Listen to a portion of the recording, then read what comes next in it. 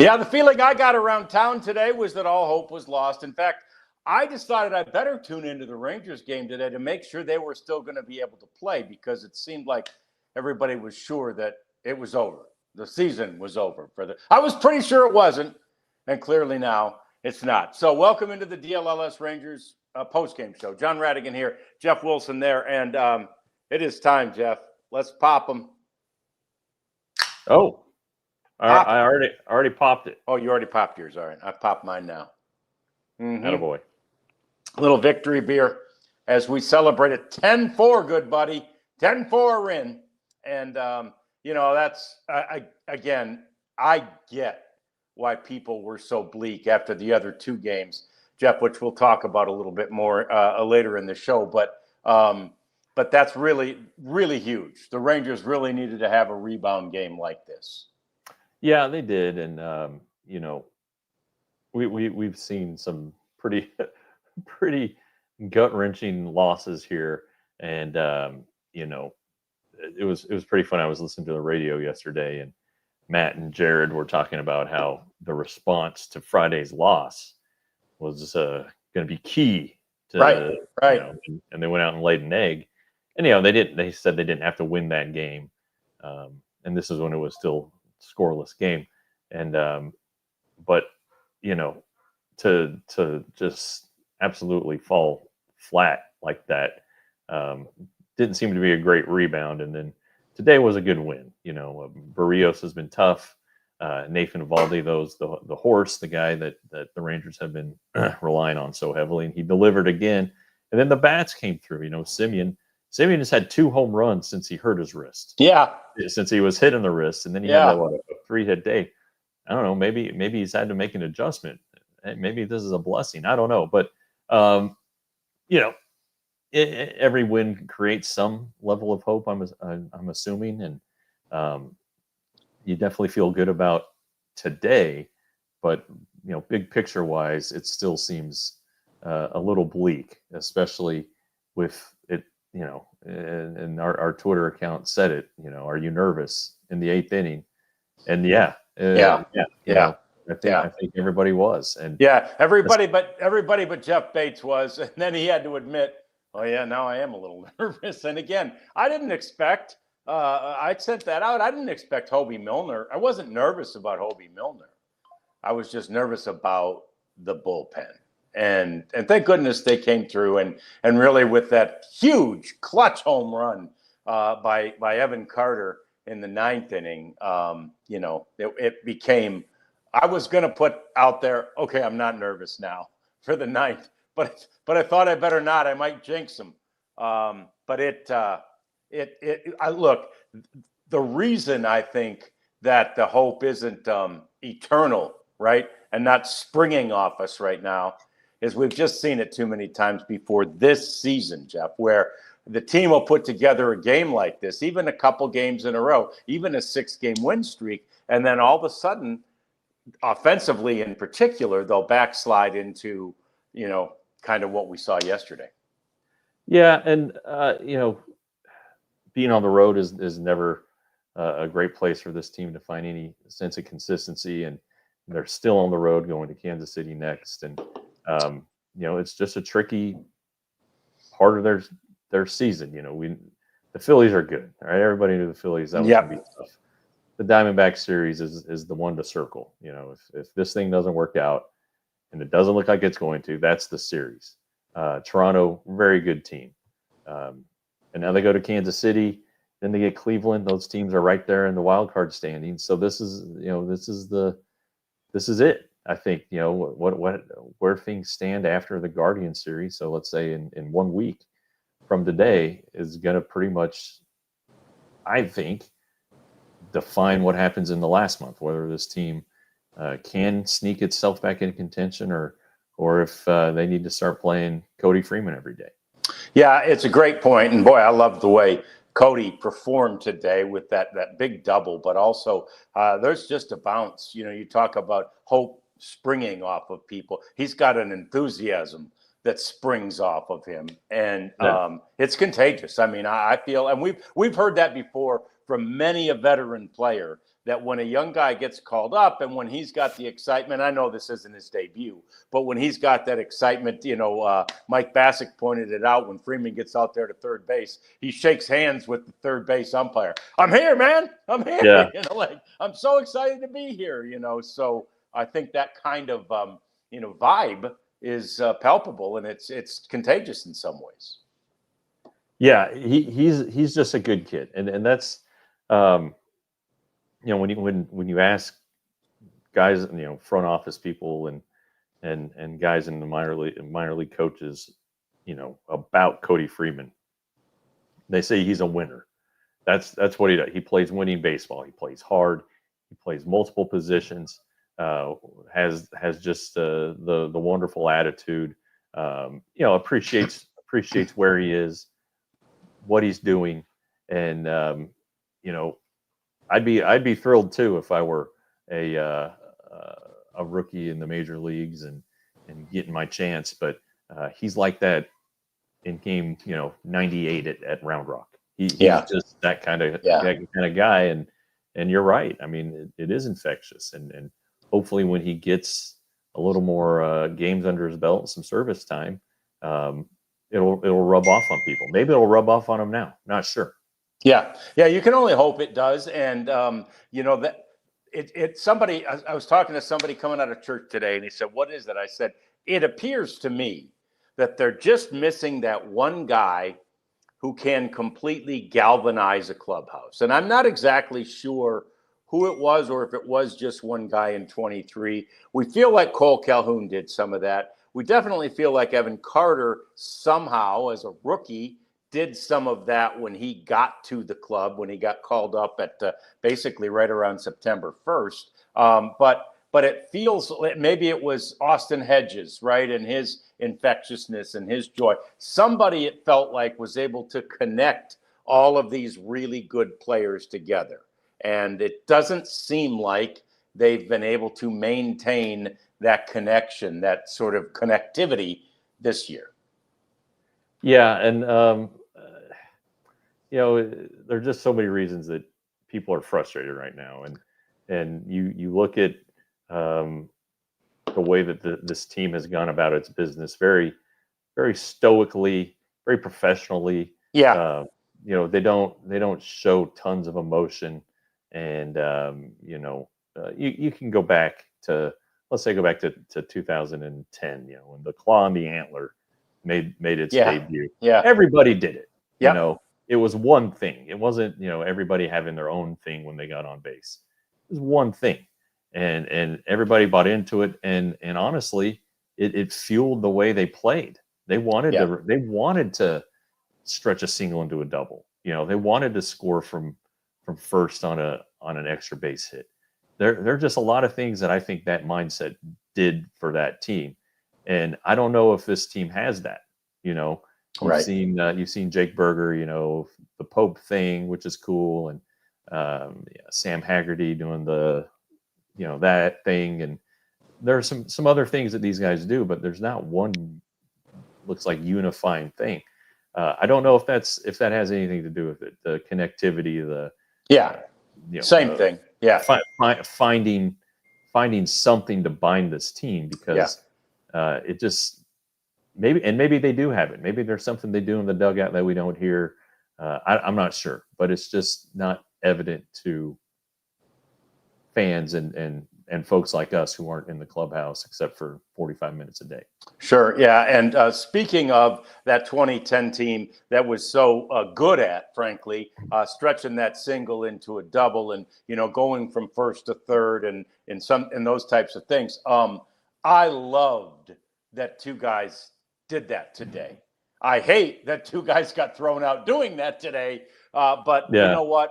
I mean, it shows to me, look, we have to do everything we can do to get ourselves into scoring position, right? And, maybe Jonah Heim would have been slightly ill-advised, although his was so close they had to review it for 35 minutes or whatever the heck that was.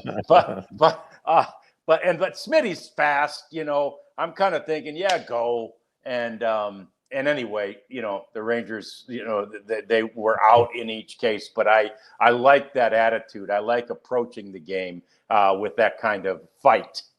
Yeah, no, it was aggression and taking the chances and pushing the envelope, making the other team make plays. And a lot of times teams don't make plays. Now, you might have made the wrong choice to run on Dalton Varsho. Right. Fantastic outfielder, right? But the Rangers are that I think it showed some carelessness, I guess, to some people and probably made people mad. And yes, when it was 8-4, you're probably wishing you'd had a couple of those outs back. Yeah, but, yeah. That's what the Ron Washington teams did. They made a lot of outs on the bases. But when you're aggressive, it's a mindset thing, And I thought there were some great at bats in there. With the third and fourth runs that were scored. Yeah. Some good 2-out approach. You saw guys, Jake Berger, who takes one of the biggest swings on the team. He cut down his swing and hit a ball in right field. Yeah. So maybe there was a sense of urgency today. Maybe they did realize, gosh, dang it, we're in trouble. maybe something will come up. Yeah. But whatever it was, it worked today, and it was all around. The starting pitching was very, very good. Now the bullpen caused some just some palpitations. Yeah. Yeah.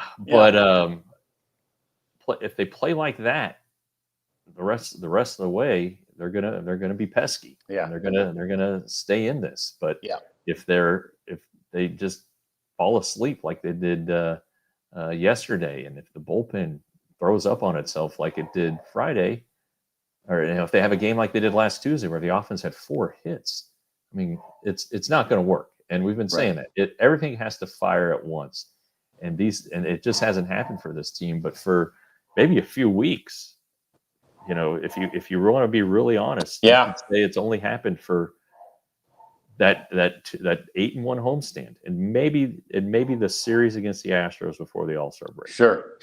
Where for a stretch of 2 weeks, this team did a lot right, all at the same time. Yeah, and they need that to happen now the next 6 weeks. Yeah, because right now they're 5-11. With the win today, they're 5-11 since the trade deadline. Right? I mean, there's only one team worse, the Mets. I think they might have.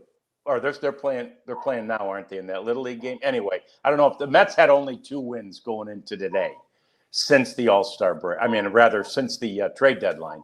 And the Rangers before today were 4-11. So very, very substandard, right? Given that you improved your team, you were buyers and not sellers, and that's all you've been able to muster. But maybe they can string together another little stretch here, a little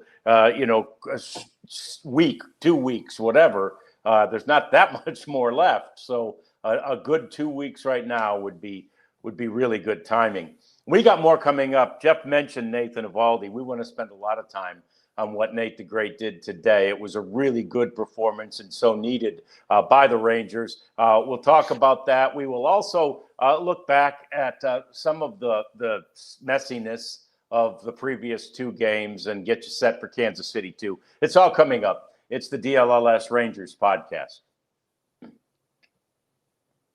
But first, we tell you about the greatness of Shady Rays, one of our original sponsors and one of my favorites, really, by far. I've got a couple of pairs of Shady Rays. I wear them all the time. I've pretty much gone exclusively with my Shady Rays now. So I really encourage you to go ahead and get yourself a pair or two or more. They have so many styles available at shadyrays.com. They have so many different color combinations. They've got this color fast technology. It's a lens that kind of changes colors with what your surroundings are and what you're wearing. They're polarized. They're almost indestructible. And even if you destruct them, they'll fix them or replace them. There's a guarantee on them. Even if you lose them, they will replace them. So I encourage you to go to shadyrays.com, use the code DLLS, and you'll get 35% off. Everybody knows, because I've never done a show without one, that I love hats. Yep. And I love dogs, except for the one that's barking at me. Right? But anyway, Branded Bills. They're our hat group. And whether it's snapbacks or truckers, I think this is a trucker, fitted beanies, which I call stocking caps, or tees, Branded Bills will have you covered. They'll help your brand stand out. If you own a company and you want to come up with a hat or a t-shirt, Branded Bills will take care of you with custom headwear. Their dedicated team will help you create the exact apparel you need. And they have a partnership with 40 colleges as part of their campus collection. And that includes TCU. And my wife has confiscated that hat from me, so it's now hers. Anyway, head to brandedbills.com. Use the code BB, that's boy, DLLS, for 15% off your first order. Yes, and Jeff doesn't like to mention this university, but for those of you who are University of Texas fans, we hear that Branded Bills has just added them to the dais too. So yeah, I don't like Texas. Yeah, I know it. I know you don't. Jeff doesn't like to talk about them, but Longhorn fans, go to Branded Bills. You can get some great hats there.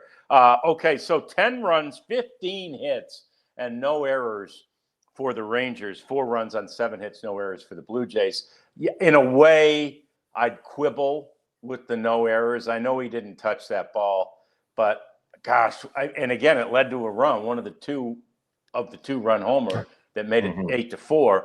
But man, Ezekiel Duran's just got to make that play. Yeah, and one thing that I'm keeping my eyes peeled for is, why was Ezekiel Duran in the game? Because he pinch hit for Jake Berger in a situation in which Jake Berger ordinarily would not be pinch hit for. Yeah. You know, now it was 8-2 at the time. Maybe they're trying to sneak him some time off of his quad, but he also had to go, on that Freeman double. He went first to third, and I wonder if something popped up there, and I haven't been checking the Twitters very well. But that's something that is of note, I think. But yeah, when you have a first baseman in, maybe the first baseman makes that play. Right. Oh, here we go. From Sean McFarland with the morning news.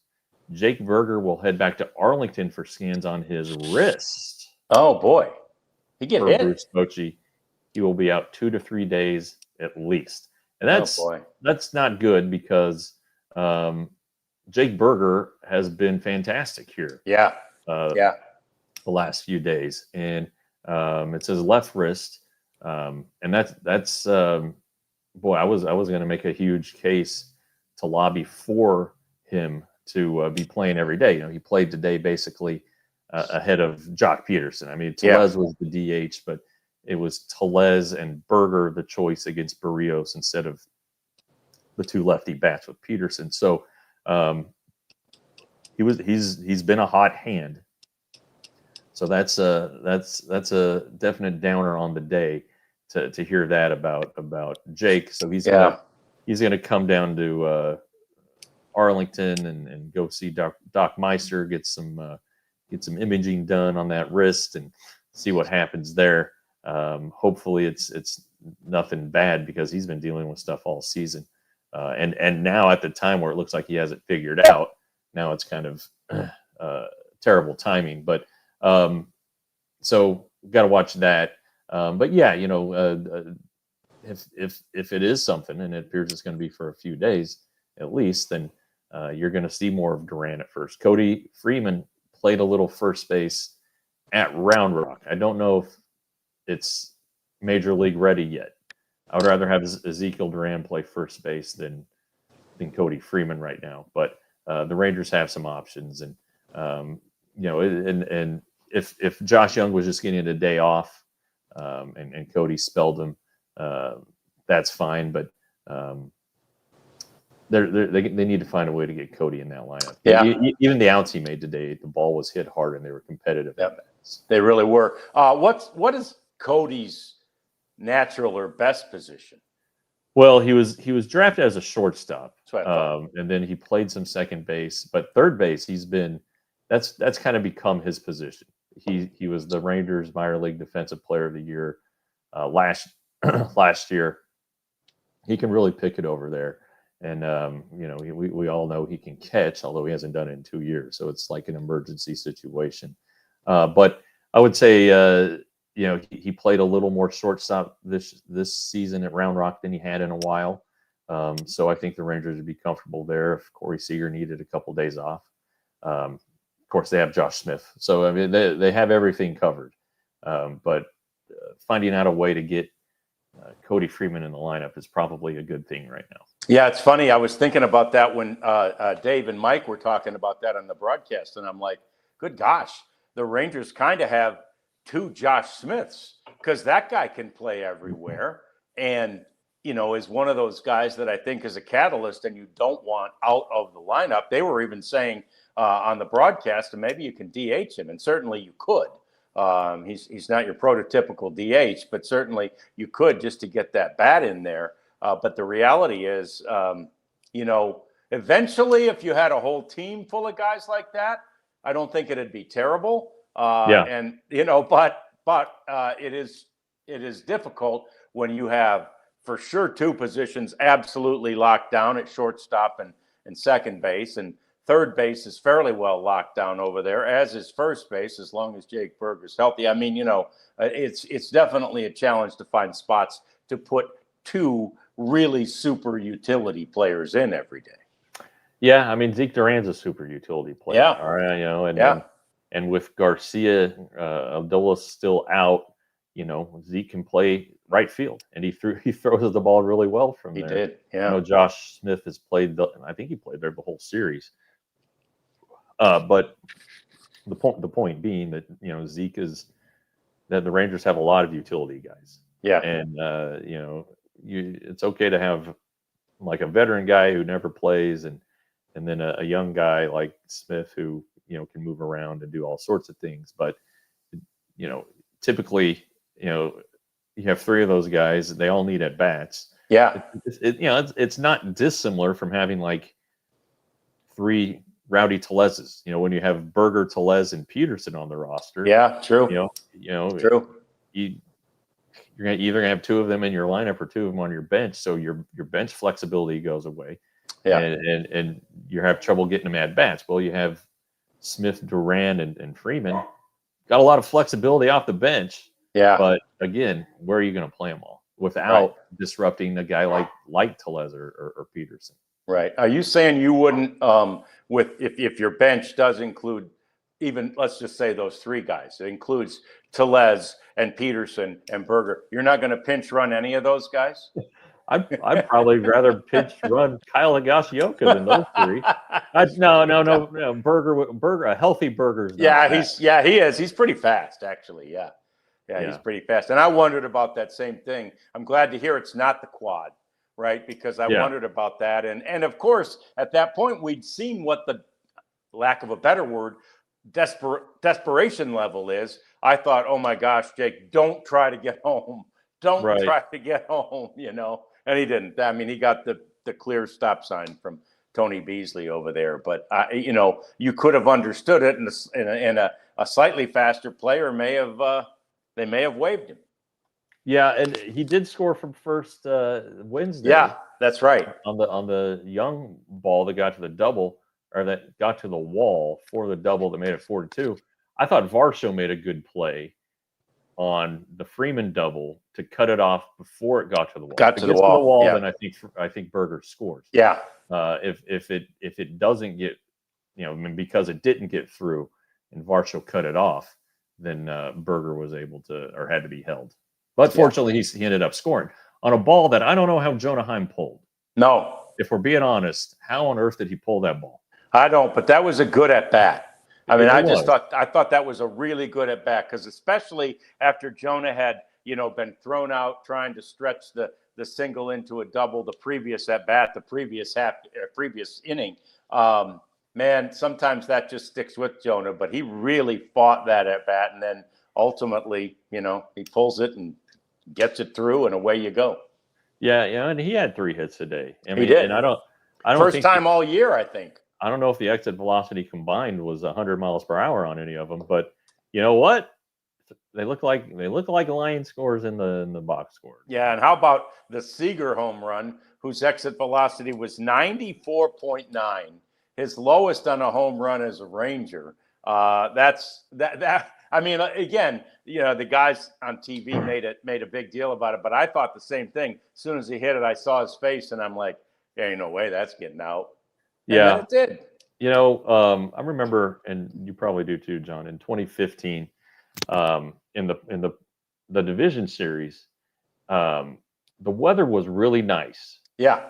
And people in Toronto were pissed that they didn't open. That the roof wasn't open. Yes. And they were like, well, we want the roof open so the ball carries.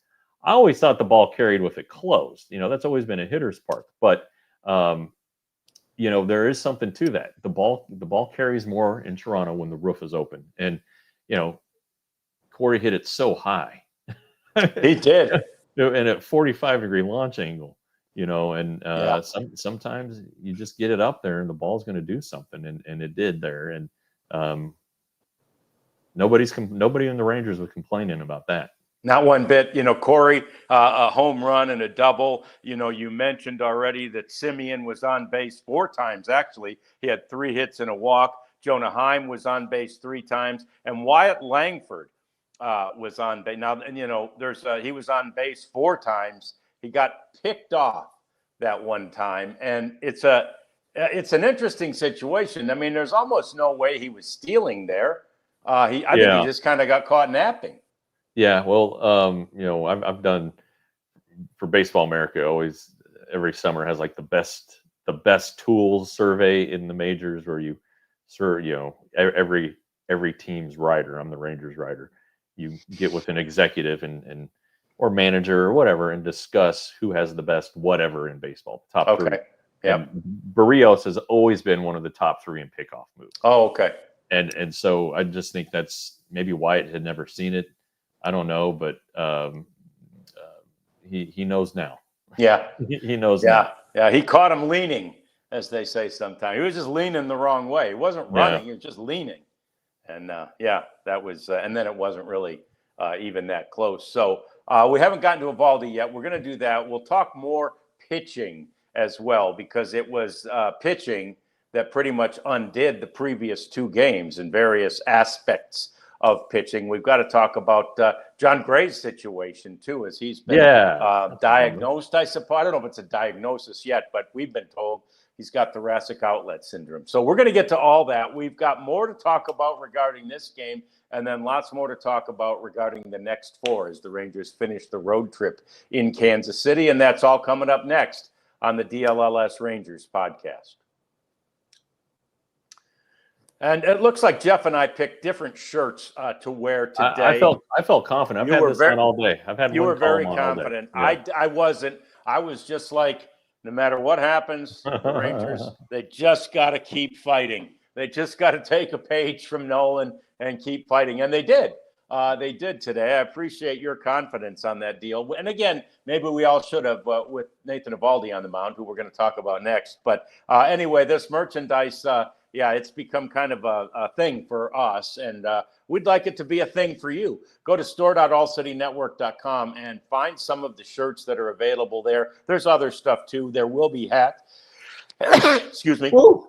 Yeah, there will be hats at some point. There's other stuff on there, but we're big fans of the shirts. So go there and get a shirt. They're only $35. They're fun. You can show your fandom. This one has gotten popular when we wear it around the ballpark. People are asking, "Hey, where can I get that shirt?" So we know where. Store.allcitynetwork.com. Yeah, and it's going to look real sharp, even if you're going for a Cowboys game to Las Vegas. The shirt, Yeah. one of our shirts will look pretty sharp in Las Vegas, like on the college football Saturday. But then on game day, if you take advantage of this opportunity to travel with our Cowboys crew to Las Vegas, you'll definitely want to get Cowboys themed DLLS shirt. And again, store.allcitynetwork.com. True fan travel.com is where you get hooked up to go on this awesome trip. November 15th through the 18th, airfare, Mandalay Bay included. You got to bring your own gambling money, but otherwise you get to hang with Clarence. You get tickets to the games, Jeff and Jesse, the whole crew. And again, betting college football on a Saturday, NFL on a Sunday. It's about as good as it gets if you're a guy and you like sports. It gets no better experience than this in Las Vegas. So again, truefantravel.com. All right, so back to this game, and really, they always MLB sends out the little tweet that says who's your player of the game, and I think pretty much if Nathan Eovaldi's pitching, and I don't vote, I probably should, but I don't. You go there and vote. But if Nathan Eovaldi's pitching, I think you can pretty much say Nathan Eovaldi. Like, can I do this in the first inning? I'm gonna vote for Eovaldi now.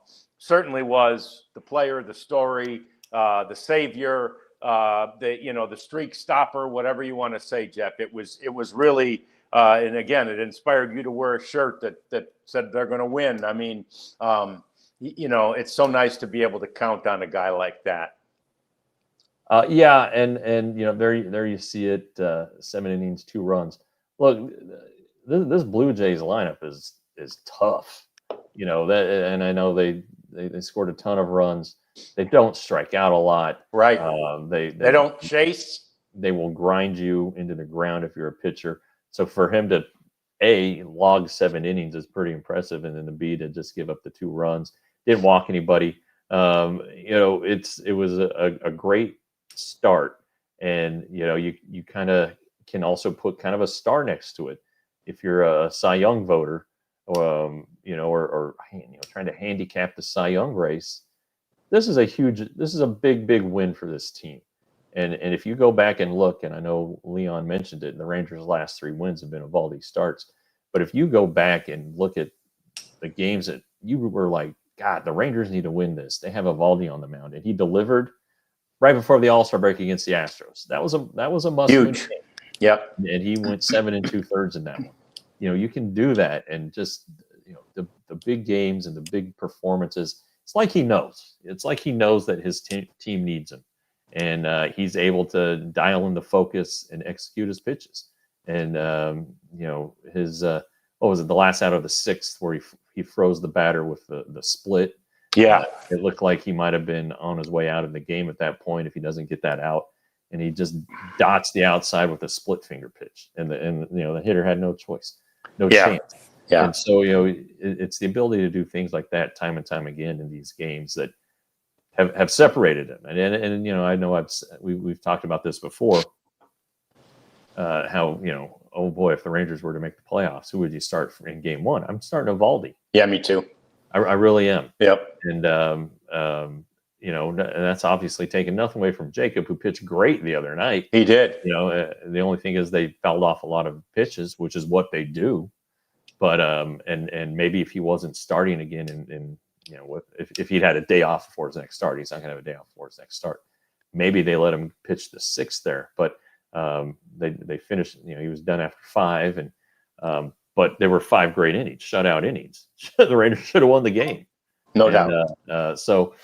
But I think for game 1, I'm going to put Eovaldi in there this year. Maybe next year it's an entirely different thing. But right now, I'm going with Eovaldi. I was just going to say the same thing. I still think that DeGrom has more dominance, right? Or more potential dominance than Eovaldi does, but he still is in the first year back from that Tommy John surgery, the first full year back, and you have to be careful with him. And the Rangers aren't. What did he get to? About 84 pitches, was it, in 5 innings? Yeah. And they were just nervous about letting him go much deeper than that. And again, it's probably a nod to this being the first full year back from the Tommy John surgery, because he's certainly capable of going more. But lately, when you push him a little too far, the results have shown that's probably not a great idea. So, yeah, credit to the Blue Jays there. And then just a complete discredit and a complete failure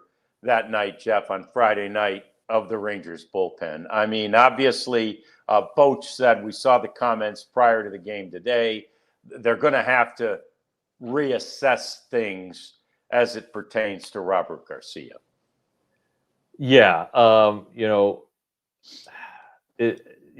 can obviously very easily, and even I was surprised that Garcia pitched when he did. I was too.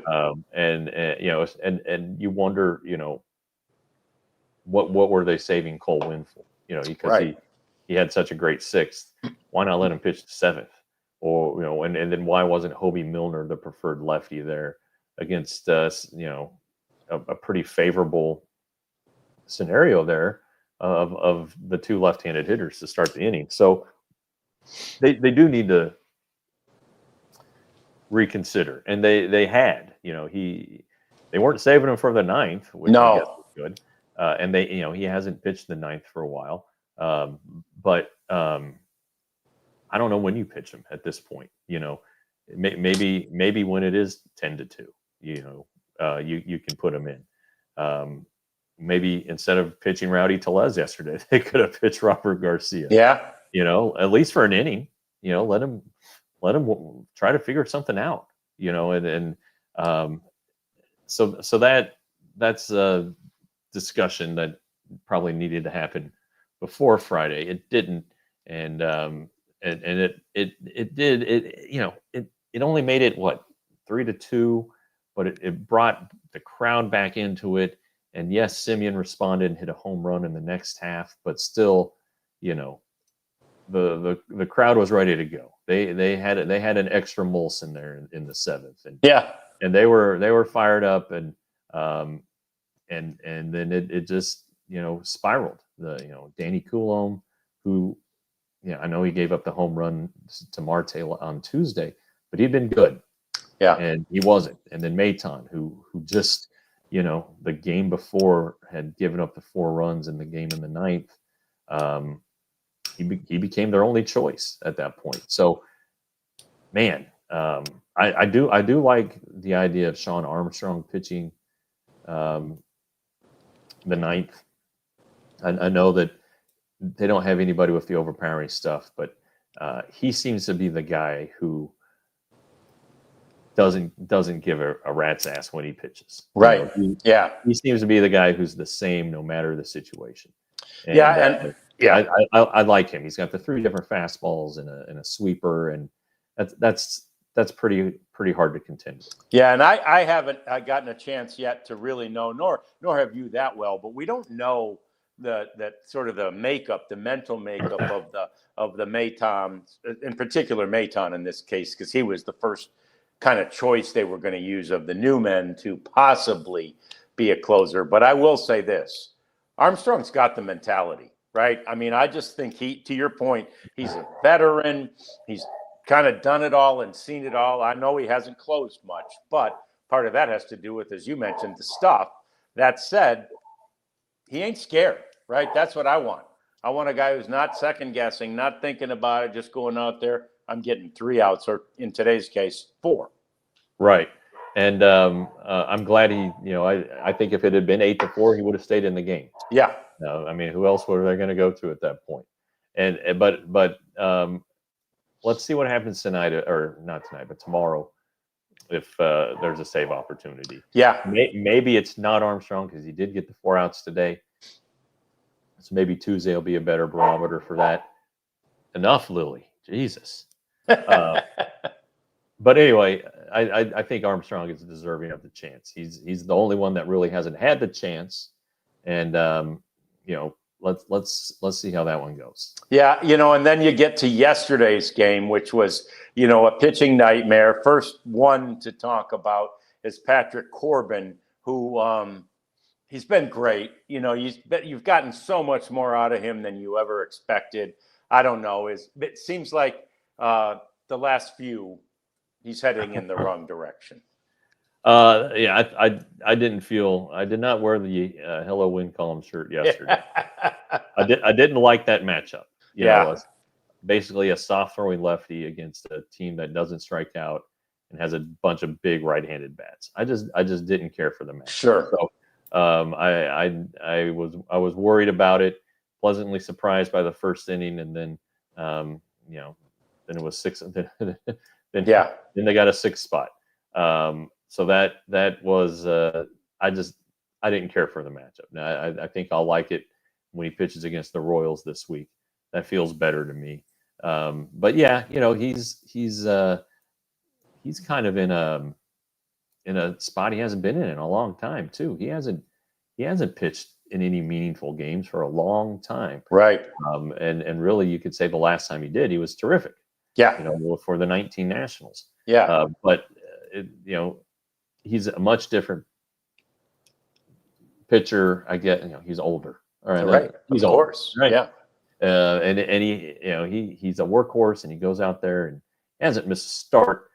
Takes the ball, and I'm sure he would have pitched as long as they asked him to pitch. Sure. Yeah. But you do start to wonder if maybe there's a little something there that is reason for concern. So then you look at Kumar Rocker and wonder what's going on with him. And he's making his starts at Round Rock. I haven't seen any of them, so I don't know. Is he making progress on the things they asked him to make progress on? Is he just going out there and learning the game and all that stuff? Yeah. Keeping his pitch count up, all those things. It's hard to tell from a box score and a stat sheet, but he's the option. If the Rangers really want to go get a guy, that's really their only choice at this point. Yeah, yeah. But at least they have one if they really need it. Now, then John Gray was the one who ended up wearing, if you will, that's the team vernacular. Somebody had to wear yesterday's game. John Gray kind of ended up wearing it. Yeah, and it just wasn't right from the outset. And I think now we know the answer why. He's on the injured list. Yep. Thoracic outlet syndrome. I'm sure, John, you heard the pregame on TV with Boch, where he said his arm was almost purple. That's the minute amount of circulation he had going through there, and that's thoracic outlet syndrome, which initially, as I recall, was a hockey injury. Mm-hmm. And then it became a baseball injury, and it seemed like there for a stretch of about 4 or 5 years, the Rangers were the only pitchers in baseball getting it. And maybe it's because the guy who is given a lot of credit for discovering it, his name is Dr. Pearl up there in Dallas. He performs all those surgeries. Anyway, it's a deal where your rib, there's I want to say like a blood clot, like the bunch of veins form a clot.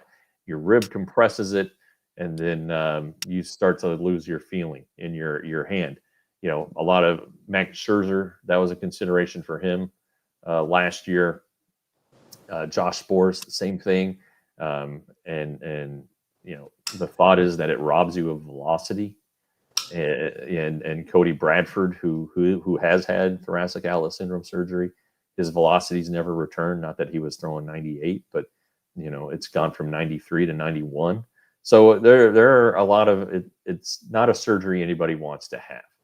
And at this point with John, he just got 10-year service time, which is fantastic. This is the last year of his contract. His wife is pregnant. They're expecting a boy in November.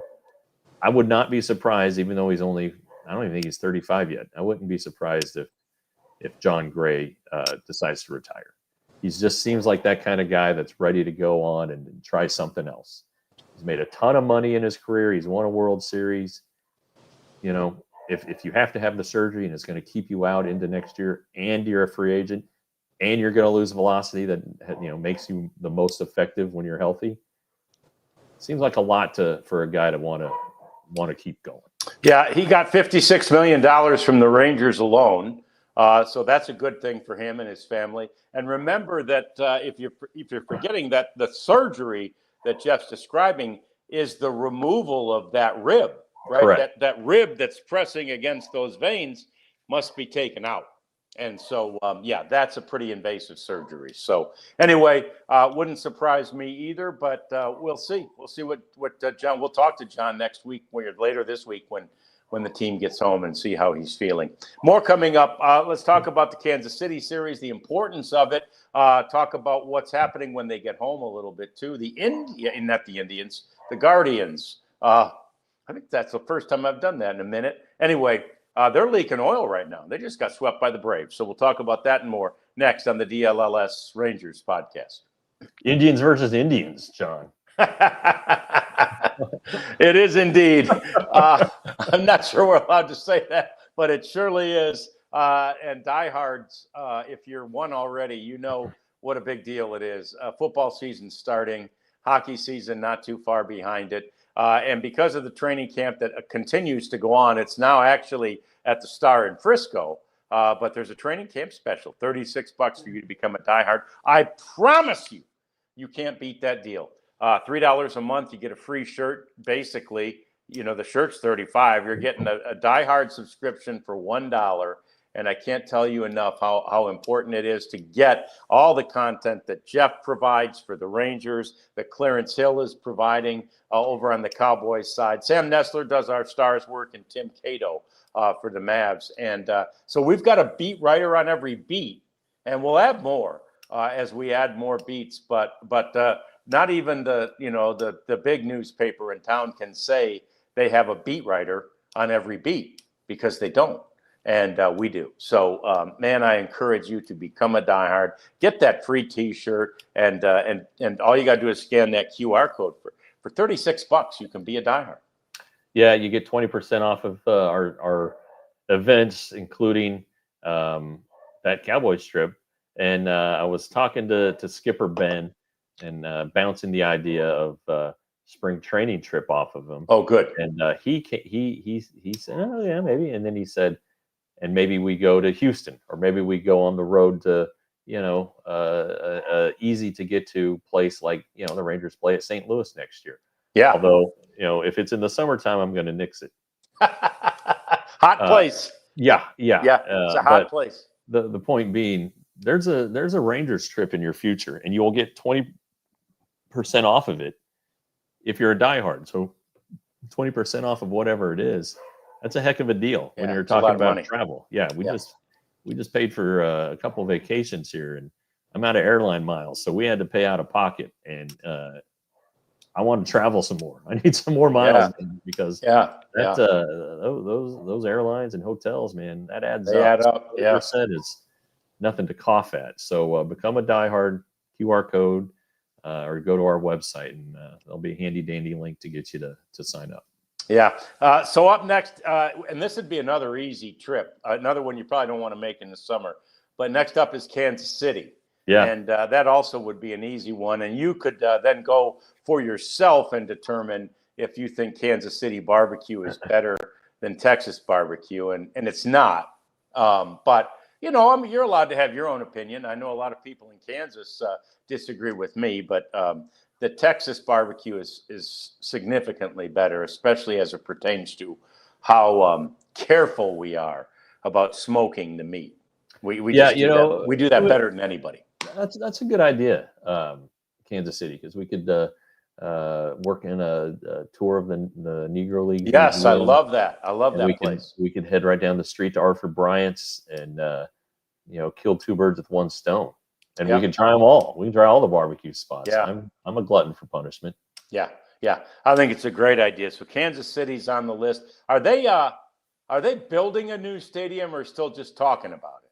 Yeah, I don't think that one passed. Okay. I think they tried to sneak it in the euphoria of the Chiefs' latest Super Bowl title 2 years ago, and the vote failed. Okay.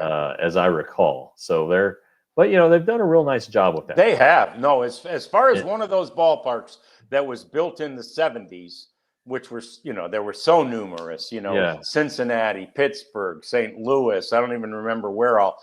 Kansas City. Kansas City updated theirs beautifully. And it's a real nice ballpark and a great place to watch a game. But it, too, is super hot in the summer.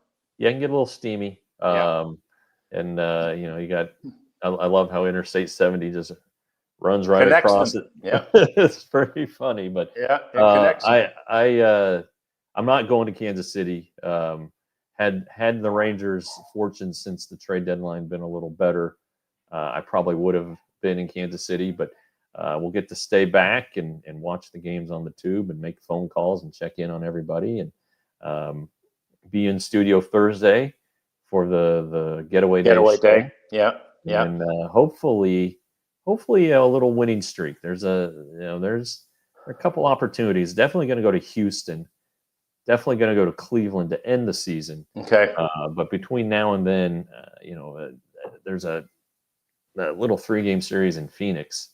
That if the next 10 days go well, 14 days goes well, might be worth it. Might make a lot of sense. So anyway, it stinks that at a time like this that the team's performance is dictating when we travel, but that's also not new in our business. No, that's happened a lot for many years.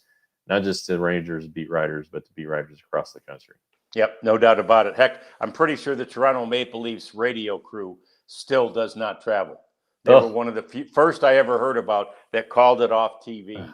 That's the Toronto Maple Leafs, for God's sake, an original 6 team. So there are people in our business always trying to, figure out a way to save some more money. So anyway, with regard to this Kansas City series, it is a 4-game series, and it's big. I mean, the Rangers need to win the series, Jeff, in order to have a winning record on the road trip. And this is one of those, it ain't going to be a split no matter what happens, the road trip, right? It's either going to be 4-3 or 3-4. I mean, I say that. I guess if they sweep, it still could be 5-2. Yeah, I mean, they do technically have a chance to win it. Boy, a sweep would be a stunner. I mean, in a good way. We've been stunned in a bad way a lot of other ways. Michael Wacha, right? Seth Lugo. All right, those are some pretty tough guys. Then Noah Cameron, who's having a nice little year, and Michael Lorenzen, our buddy from last year. Yeah. Leiter, Kelly, DeGrom, Corbin. You still you still like your chances with those guys, and I'd really it would be pretty big to win this one, and always got to be wary of Bobby Witt Jr. and gosh, Salvador Perez always seems to do something against the Rangers. They have a couple big left-handed bats too, with the Moose and the young guy Jack, whose last name I can neither spell nor pronounce. So we'll just leave it at that. But you got your hands full, and of course the Rangers are on the road, so that's that just adds to it. Yeah, they're a couple games ahead of the Rangers in the wild card standings right now, as they sit at 63-61, and they've won 3 games in a row. So unlike the Guardians, who we mentioned previously, who were swept this weekend, the Royals aren't hurting right now. They're ahead of the Rangers. But again, that's the nice thing about this head-to-head competition, Jeff. Right? You can make those games up pretty quickly. We've talked about this before. When there are 2 teams ahead of you, sort of between you and the promised land, in this case, that 3rd wild card spot, which is still held by the Yankees, and the Guardians and the Royals are both ahead of the Rangers in that quest to reach that spot. Yeah, I mean the good news is the Rangers play well at Kansas City. Yeah. They're thanks to whoever did the game notes today, Rich or Andrew or Carter, one of those three, or maybe a combination of all three. The Yeah. Rangers are 36-20 at Kauffman since the start of 2008, which was when I started on the beat too. So I'd like some credit. Winning 5 of 6, 8 of 10, 13 of 18, and 17 of the last 23 games. That's great. The Rangers are 19-4-2 in series in Kansas City since the start of 2004. Wow. So you're I'm saying there's a chance. I'm saying. Yeah, the Rangers have won the season series against the Royals for the last 9 seasons, but we need a sweep to keep that run alive. And they need a sweep to just sort of return the favor, right? The Royals came That's in. right. And I'll tell you honestly, we didn't expect the Royals to sweep that series in Arlington. No, we didn't. And I don't know. The Royals have been okay this year. They're kind of like the Rangers. They're a 500 team. Yeah. There was a lot of euphoria, on them after they made the postseason last year. And, you saw the great season that were had by Lugo and Cole Reagans, who's maybe not going to pitch the rest of the year now. And then you got Bobby Witt Jr., who's fantastic. And they went out and spent a little money. They got a closer. Yeah. How about that? Yeah. Carlos Estevez, who's been up and down. I know that because he's on my fantasy team. Okay. But it's there was a lot of optimism going into this year, and it's a competitive division with it is Tigers and the Clevelands who are doing this weekend notwithstanding. They're down from last year. Yeah. Their bullpen was dealt a hell of a blow when Kase was put on the restricted list because of the gambling suspicions. So they've had some of their own problems, but here they are, still kind of standing and just getting in the tournament. You just get in the tournament and see what happens. But before we can talk about that with the Rangers, they've got some work to do this week. Yeah, and this week is 2 head-to-head series against the 2 teams that are directly in front of them. Kansas City for 4, and then Cleveland comes into town for 3. Right now, Cleveland actually, despite their 3-game losing streak and being swept by the Braves, they're a half game ahead of the Royals right now, so barely ahead of them in the division and in that wild card race. So you can see. Like it's one of those things, Jeff. You can see what's right in front of you, and 100%. And if you can do your job and take care of business, you're right back in this. I mean, it's not like they're out of the hunt, but you're much more sort of active and involved in it. Yeah, if you lose this series, it's a blow. Yeah.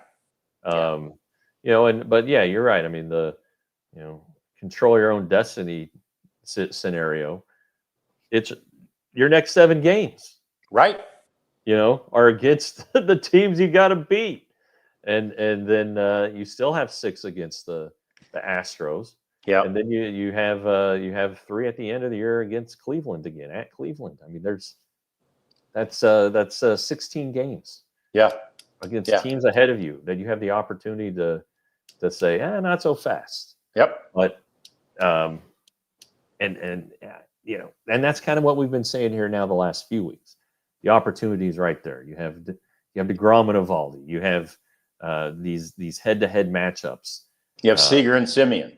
Yeah, you have this chance to do it, and you saw Carter hit the home run today. Yeah, hey, maybe that's what gets him going. Wyatt Langford, he's started hitting some home runs again. Yeah, and this was a shot. And maybe. So there's always going to be this team. Part of the reason they're so frustrated is they are always giving fans reasons for hope. You look at a win like today, you're like, gosh, Eovaldi, we expected that. But then you see the 4 guys who hit home runs today, where the 4 guys are supposed to be hitting the ball of the park all year. Yeah. With Simeon, Seager, Langford, Carter. Those 4 guys are supposed to be the guys getting it done. And I guess technically, when you look at the stats, home run wise, at least 3 of the 4 are probably in the top 5. But again, the Rangers don't have a 20 home run hitter yet. No, that's staggering. Yeah, and Carter, he's doing well.